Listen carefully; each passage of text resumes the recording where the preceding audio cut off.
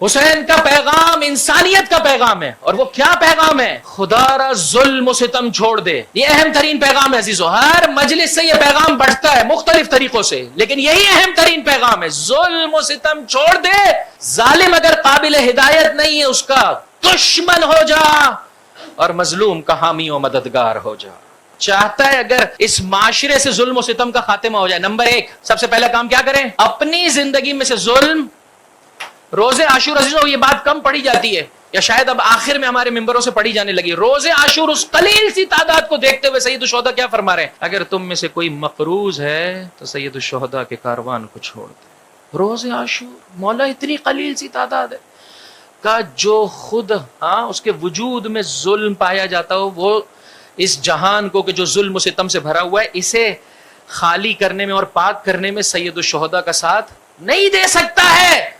خود پاک ہوگا تو اس پاکیزہ ترین ذکر کو پھیلانے میں ہمارا مددگار ہو سکتا ہے. جاؤ واپس چلے جاؤ. عجیب ہے، مومن زیارت کے سفر پر جاتا ہے، دوسرے مومن کا قرضہ لیا ہوا ہے، ایسے دیکھتا ہے جیسے قرضہ میں نے خود دیا ہوا ہے. وہ بھی پریشان ہو جاتا ہے کہ بھائی حیا شرم بھی کوئی چیز ہے یار. حد اقل انسان ایک سوری کر دے کہ بھائی وقت آ گیا ہے میں نہیں دے سکا ہوں. اس روایت کو جا کر دیکھیے عزیزو. مومنہ مستحب نمازیں چھوڑنے کو تیار نہیں ہے، مستحب روزے رکھ رہی ہے، پڑوسن کو اذیت پہنچا رہی ہے، شوہر کو اذیت پہنچا رہی ہے. جس کے پاس جتنا مصر ہے اتنے مصر کا وہ فرعون ہے. اس لیے معصوم ہے کہ مصر نہیں ہے. مولانا صاحب اس لیے متواضع ہے کہ ممبر نہیں ہے. جیسے ہی ممبر مل گیا مولانا صاحب کو سمجھ میں نہیں آ رہا ہے. محرم کے ایام کی بھی قدر و قیمت کو ہم مد نظر نہیں رکھتے عزیزو. خدا کو کیا جواب دے پائیں گے؟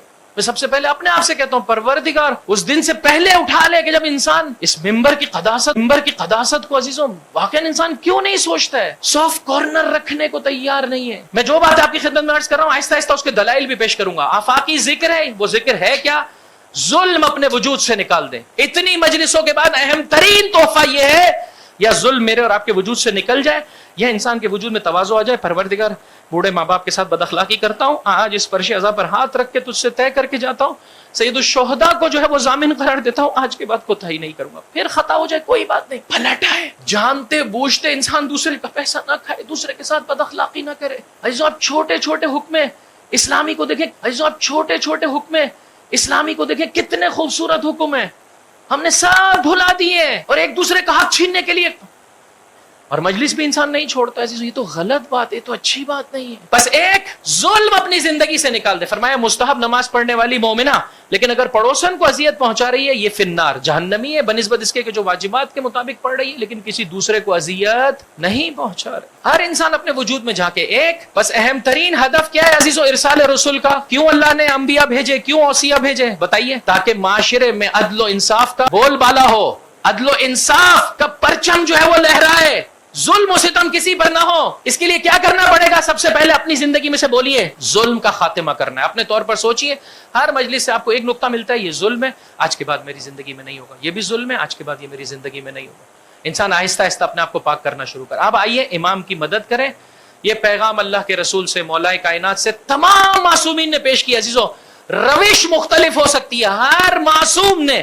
ظالم اگر قابل ہدایت نہیں رہا ہے اس سے فرمایا کونا للظالم خصمن، اس سے اب دشمنی رکھ. زہیر ابن قین روزے عاشور کہہ رہے ہیں تم ہمارے بھائی ہو اس وقت تک جب تک تلوار نہ چلے. اب جب تلوار چلے گی تم دشمن خدا ہو. جب تو سدھرنے کو تیار نہیں اب تو دشمن خدا. یہی برات ہے عزیزو، لعن کا یہی واقعی معنی ہے. خدایا اپنی رحمت سے دور کر دے ایسے لعینوں کو. دشمن خدا سے جو ظلم و ستم پھیلا رہے عزیزو ان سے انسان جو ہے وہ نفرت کرنا شروع کر دے اور مظلوم کا مددگار ہو جائے. افسوس کی بات نہیں ہے کہ ہمارا معاشرہ کدھر کھڑا ہوا ہے کہ ہمیں ایک تو اپنے حق میں موجود ظلم سمجھ میں نہیں آ رہا. مملکت خدا داد پاکستان کے رہنے والے باشندوں پہ کیا ظلم ہو رہا ہے. ہم سید الشہداء کا ذکر کر رہے ہیں، آفاقی ترین ذکر ہے. فرمایا ظلم کے خلاف فریاد بلند کرو. دیکھ لیجئے آپ اس وقت ملک کی صورتحال میں شیعیان حیدر کرار کا پرسنٹیج کدھر ہے، جبکہ واضح طور پر انٹرنیشنل میڈیا جو ہے وہ داخلی سب بیان کر رہے ہیں عزیزو غلط ہو رہا ہے. کہاں ہے ہمارے ممبر؟ کیوں نہیں بولتے اس بارے میں؟ خدا کو کیا جواب دیں گے عزیزو میں اور آپ؟ فرمایا ظالم سے نفرت کر جب وہ قابل ہدایت نہیں ہے. افسوس کی بات نہیں ہے عزیزو اس معاشرے میں ہم کدھر کھڑے. ظاہری اعتبار سے کوانٹٹی اتنی بڑھ گئی ہے اور اس معاشرے میں اب اختلاف اس بات پہ. میں اپنے دوست سے کہہ رہا تھا فلسطین کے لیے ہم کرتے کیا ہے مجھے بتائیے. ظاہر میں کچھ کر بھی نہیں سکتے، فزیکل وار کا بھی حصہ نہیں بن سکتے. یعنی واقعا اس معاشرے کا المیہ یہ ہم اس بات پہ کھڑے ہیں کہ آقا فلسطین کے مسلمانوں کے لیے دعا بھی کرنی چاہیے یا نہیں کرنی چاہیے.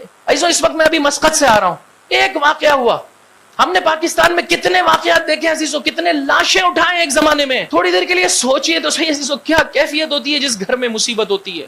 شاید بعض لوگ ہیں جو پیسہ دے رہے ہوں گے، وگرنہ عزیزو صرف دعا کی بات، درد کو انسان احساس کرے، ظالم سے نفرت رکھے، مظلوم کے مددگاروں میں ہو جائے. مولا نے مینا کے اندر جو خطبہ دیا عزیزو، میں نے ختم کیا، مینا کے خطبے میں فرمایا اللہم انک تعلم انه لم يكن ما كان منا تنافسا في سلطان بل التماسا في من فضول الحطام. سید الشہداء کا یہ قیام دنیا کے بھوسے سے تعبیر کیا عزیزو، دنیا کے اس مقام کو فرمائے اس کے لیے نہیں ہے، یہ سلطنت کی لڑائی نہیں ہے، یہ قدرت کی جو ہے وہ کیا ہے کمپٹیشن نہیں ہے، یہ الہی قیام ہے. ولكن لنري المعالم من دينك ونظهر الاصلاح في بلادك ويأمن المظلومون من عبادك. سید الشہداء چاہتا ہے دین کی نشانیوں کو دیکھنا، سید الشہداء چاہتے ہیں اصلاح، سید الشہداء چاہتے ہیں کہ مظلوم امن میں رہے، نہیں کہ وہ فریاد بلند کرے اور کوئی اس کے لیے آواز بلند کرنے کو بھی راضی نہیں. عزیزوں اگر ہمارا معاشرہ آج اس بات پہ لڑ رہا ہے تو مجھے بتائیے کہ ہم کدھر کھڑے ہیں، کل کو خدا کی بارگاہ میں کیا جواب دیں گے؟ ایک، اپنی زندگی میں سے ظلم و ستم کا خاتمہ کر دیں.